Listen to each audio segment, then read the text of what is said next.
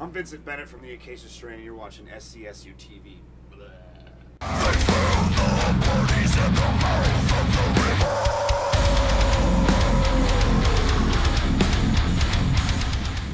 Hey guys, this is Tom with SCSU TV, and we're here with Vincent from the Acacia Strain. Hi. And Coco. Oh, And see Coco. it. She's Coco fucking out of here. All right, so you're on tour with Every Time I Dive, Yes. Vanna, and 100th. How's it going so far? Awesome. Couldn't have asked for a better tour. We've had some unfortunate luck in the past couple months, and we really needed a pick-me-up, and I think this is the tour that really did it for us and helped us get our spirits back in the game, you know. Now, was it last tour where you guys lost your van? Last tour we did was in Europe, so the tour before that was the tour that we flipped over. Now, was everything sort of back to normal? Like, It's never going to be back to normal.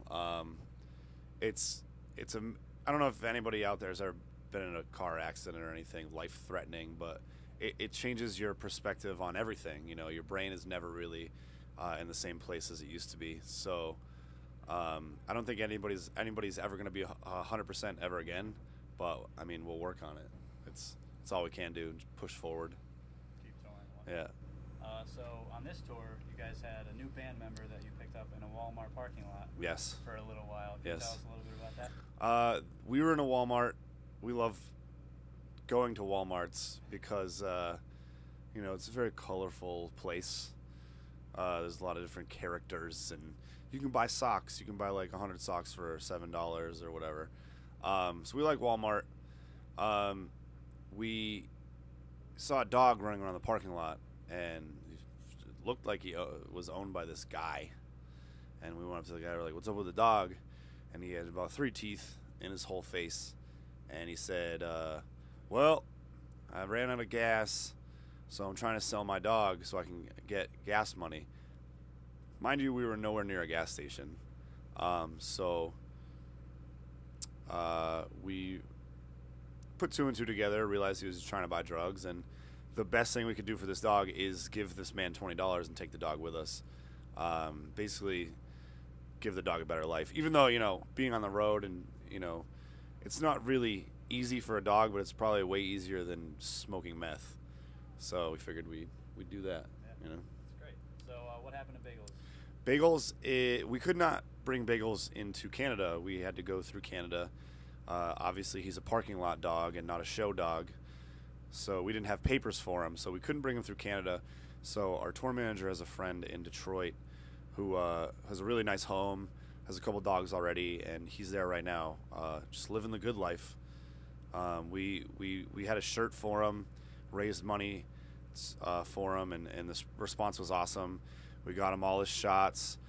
We got him all, you know, got him dewormed. When his balls finally drop, they're getting cut off. And he's set for a while. So we appreciate everybody that donated, and Bagels really appreciates it too. So back to Acacia Strain questions. Right. You guys recently signed with Rise Records. Yes. And away from Prosthetic Records, but they released an album full of basically B-sides and rarities. Can you tell us a little bit about I found out about that record through a friend who saw it on the internet. The label didn't really contact us. I mean, I guess it's understandable because, you know, they're kind of hurt that we left, which is whatever. I mean, get over it. So they basically did this to kind of, I feel like, not to be like petty, but I feel like they're using it to kind of like fuck you, you know, like the album artwork sucks. Like everything they did to promote the record is just like, it was like half-assed. So I feel like it's kind of like a fuck you to us, which is whatever. I really don't care. I mean, download it, please. Don't buy the record. Just download it if you really want to hear the songs. The first song on the record I don't think is even mastered, so that's just a testament to how much they really care or ever cared about us. So whatever.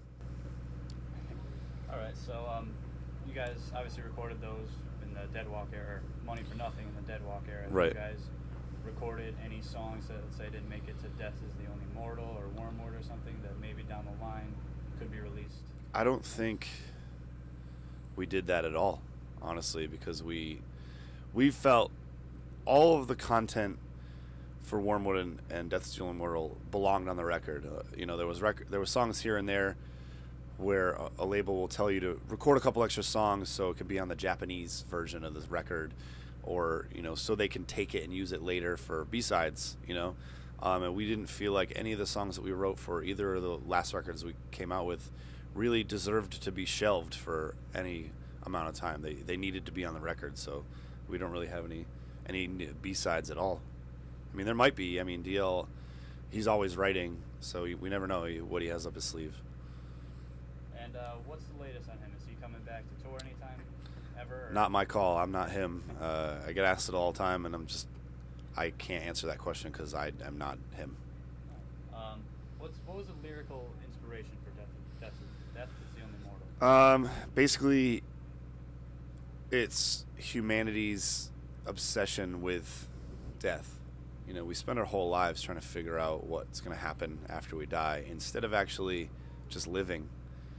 Our lives become consumed with, afterlife, or, what happens, like, who cares? Just live while you're alive, and when you die, you'll find out, or maybe not. Like, it doesn't matter now. It'll matter then. But don't dwell on just wondering what's going to happen, and that goes for everything, not just death. Like, oh, I wonder what I'm going to get for Christmas, or, just bullshit like that. We spend our lives just wondering about the future instead of living in the present. And what keeps you motivated to stay in a band every day, go on tour, especially after all that's happened to you in the past? It is really the only thing that it's the only thing I know how to do, because I had skills before, but they're all dashed away. I went to college, I got a degree and all that shit, but, like, it's been 12 years or so since I've even been in a classroom, so I don't really have any skills anymore other than this, and I wouldn't really call this a skill. I just get on stage and yell. But the second thing is, it's the reason I often question myself, why do I do this? But then I get on stage, and then I remember why. Every time I get on stage, it's the best part of my day, whether it be for 20 minutes or an hour and 20 minutes. Like, it's the best section of my day, and that's why we all are on tour, because you can't beat that feeling of getting on stage, and even if 3 people in the crowd are the only people who care, it's still, you're connecting with that human being, and it's a really good feeling. And what's next for the Acacia Strain? We have some stuff planned. We're playing the Jamboree in Toledo, Ohio. We're gonna do some shows around that. I don't know where or when or what, but we're doing some shows around then. We're not playing New England Metal Fest this year because we played last year, but we're still gonna go. I think I'm gonna hang out, and then we're going back to Europe in the summer to do some festivals.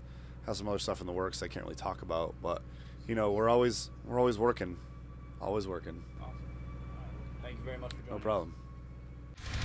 Burning bridges, burning bodies, I'm not a murder, but I'm sure I control.